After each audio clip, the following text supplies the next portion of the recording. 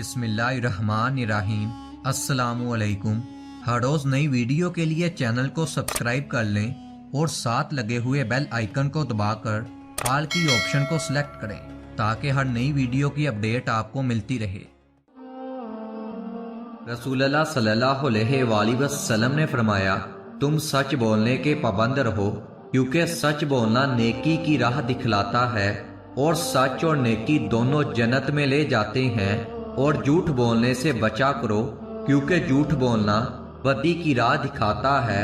جھوٹ اور بدی دونوں دوزخ میں لے کر جاتے ہیں، لیکن اس کے باوجود 3 جگہیں ایسی ہیں جہاں پر جھوٹ بولنا جائز ہے۔ پہلی، آدمی اپنی بیوی سے بات کرے تاکہ اس کو راضی کر لے اور اپنی بیوی کو خوش کر سکے، یعنی کہ اپنی بیوی کو منانے کے لیے شرعی طور پر جھوٹ بولنا جائز ہے۔ نمبر 2، جنگ کے دوران جھوٹ بولنا جائز ہے تاکہ دشمن کو پھنسایا جا سکے اور اسلامی لشکر کو کسی بڑے نقصان سے بچایا جا سکے۔ نمبر 3، 2 لوگوں کے درمیان صلح کرا دینے کے لیے بھی جھوٹ بولنا جائز ہے، مقصد دونوں کے درمیان صلح کروانا ہو۔ علامہ البانی رحمۃ اللہ علیہ نے صحیح ترمذی میں اسے صحیح قرار دیا ہے۔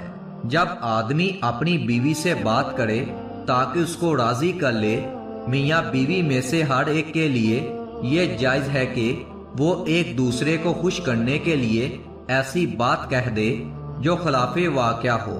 مثلا دونوں میں سے کسی دوسرے سے یہ کہے کہ میں تم سے بے انتہا محبت کرتا ہوں، تو یہ جائز ہے خواہ اس کے دل میں محبت نہ ہو۔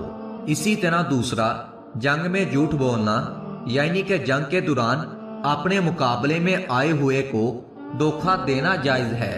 اسی طرح جب ظالم ظلم کرنا چاہتا ہو، اس ظلم سے بچنے کے لیے بھی جھوٹ بولنا جائز ہے۔ نمبر 3، یعنی کہ 2 لوگوں کے درمیان صلح کروانے کے لیے جھوٹ بولنا جائز ہے۔ مثال کے طور پر وہ ایک سے یہ کہہ دے کہ وہ تمہیں اچھا جانتا ہے، تمہاری تعریف کرتا تھا، یا اس نے تمہیں سلام کہا ہے، اور دوسرے کے پاس بھی اس قسم کی بات کرے تاکہ دونوں میں عداوت ختم ہو جائے اور دونوں میں صلح ہو جائے۔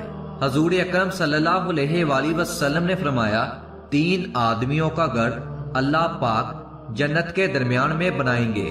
پہلا، وہ شخص جو حق پر ہوتے ہوئے بھی اللہ تعالیٰ کی رضا کے لیے جھگڑا چھوڑ دے۔ دوسرا، وہ شخص جو مذاق میں بھی جھوٹ نہ بولے۔ تیسرا، وہ شخص جس کے اخلاق اچھے ہوں۔